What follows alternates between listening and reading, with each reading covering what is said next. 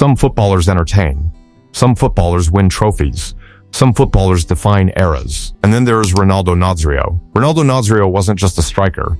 He was a phenomenon that felt almost unfair, like football itself had created a perfect forward and then tested how much pain one human could survive before breaking.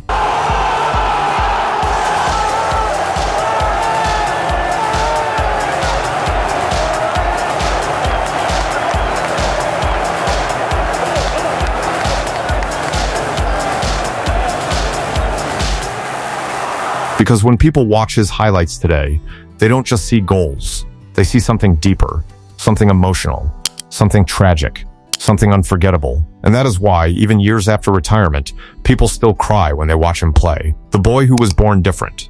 Ronaldo was born in Rio de Janeiro, Brazil, where football is not just a sport, it is a language. From the very beginning, it was clear he was not ordinary. While other children played, he destroyed games. He didn't just beat defenders, he embarrassed them with speed that looked impossible and dribbling that seemed like it came from another planet. He wasn't taught movement, he was movement. By his teenage years, scouts already knew something historic was happening. At Cruzeiro, he exploded onto professional football like a storm. Defenders couldn't read him.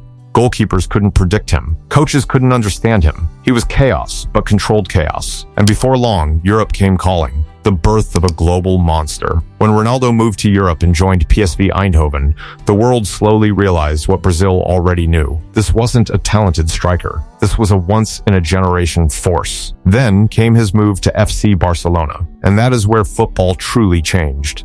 At Barcelona, he did not just score goals, he created moments that looked impossible. He would pick up the ball deep, sprint past defenders like they weren't there, and finish with ice-cold precision. It didn't matter how many defenders were around him. It didn't matter how tight the space was. It didn't matter how elite the opposition was.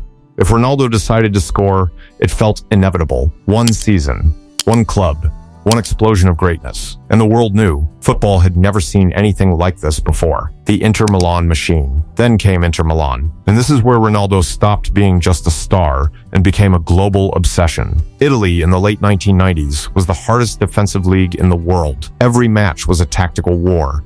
Every defender was a specialist in stopping strikers like him. But Ronaldo didn't care. He adapted. He dominated. He destroyed elite defenders week after week. In Serie A, where space didn't exist, he created it. Where defenders closed him down, he escaped. Where games were supposed to be tight, he made them look easy. At his peak, many said there was no solution to him. And for a while, that was true. The World Cup stage, where legends become immortal. Then came the stage where everything is decided, the World Cup. 1998 FIFA World Cup was supposed to be his coronation. He was young. He was unstoppable. He was the face of football's future. But something went wrong. Before the final, Ronaldo suffered a mysterious health episode. He still played, but something was not right. Brazil lost the final, and the world was left confused, shocked, and heartbroken. No one fully understood what had happened, but everyone felt something had been taken away. Then came redemption. 2002 FIFA World Cup. This was not just a comeback, it was resurrection. Ronaldo returned from injuries, doubts, and years of suffering to do the impossible. He scored twice in the final. Brazil became world champions, and Ronaldo became immortal. The man who had fallen became the man who conquered the world again.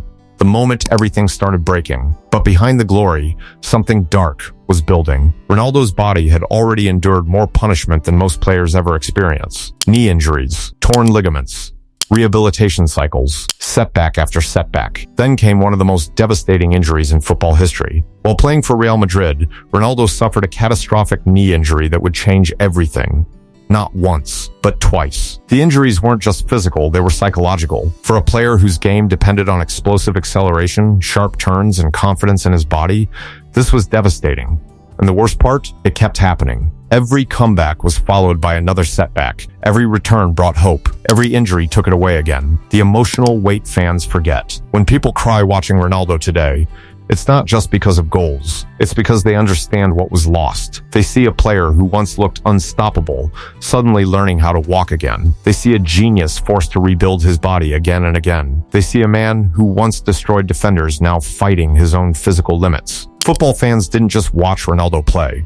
They watched him suffer in real time. And that creates a connection most players never experience. Because greatness is beautiful, but fragility is human, and Ronaldo had both. The final chapter, a different kind of greatness. Later in his career, Ronaldo Nazario stepped into a version of football that no longer belonged to his younger self. At AC Milan, and later back in Brazil with Corinthians, he was no longer the explosive teenager who once turned defenders into spectators with a single burst of acceleration. The game had changed, his body had changed, and in many ways, his football had to change with it. The unstoppable pace was gone. The sudden acceleration that used to separate him from entire backlines was no longer something he could rely on. For most players, that would mean the end of the story. But for Ronaldo, it became the beginning of something different, a quieter kind of greatness. A smarter, more calculated version of himself began to emerge. He stopped depending on physical dominance and started reading the game in ways only experience can teach. He learned to arrive in the right place before the moment even fully formed. He learned to conserve energy,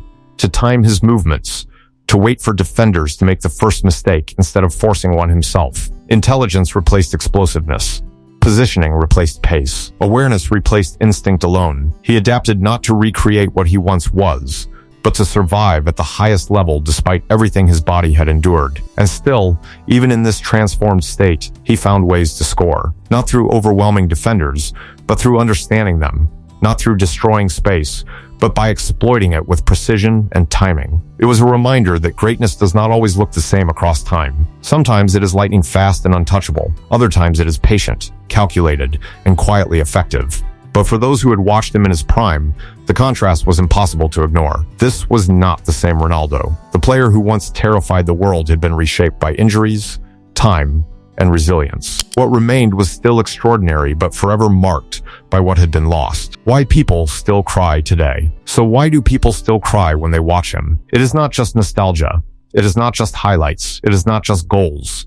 It is the emotional contrast. Because in Ronaldo Nazario, fans see pure talent that felt unstoppable, a career interrupted by unimaginable injuries, a return that defied logic, a body that never fully allowed him to stay what he once was. It is the story of a superhero who became human in front of the entire world. And that is what makes it painful. Because every fan watching knows we saw what he could have been, and we also saw what he became, despite everything. Both are incredible. Both are emotional. But together, they are heartbreaking. The legacy that cannot be broken. Even with everything that happened, Ronaldo remains one of the greatest players ever. Not because of longevity, not because of records, but because of impact. He changed how strikers were seen. He changed how defenders feared attackers. He changed what people thought was possible. And even today, young strikers try to copy his movement, his finishing, his style, but no one can replicate him. Because Ronaldo wasn't just a player. He was an experience. People don't cry when they watch Ronaldo Nazario because he was perfect. They cry because he wasn't, because they saw perfection begin, and then watched it get tested by fate. He gave football moments of pure magic, and football gave him pain that no highlight reel can erase. But in the end, his story is not tragedy. It is greatness with scars, and that is why he will never be forgotten. If this story gave you chills, make sure you like, subscribe, and comment below your favorite Ronaldo Nazario moment, because legends like him don't just deserve to be watched, they deserve to be remembered. And tell us, which football legend should we cover next?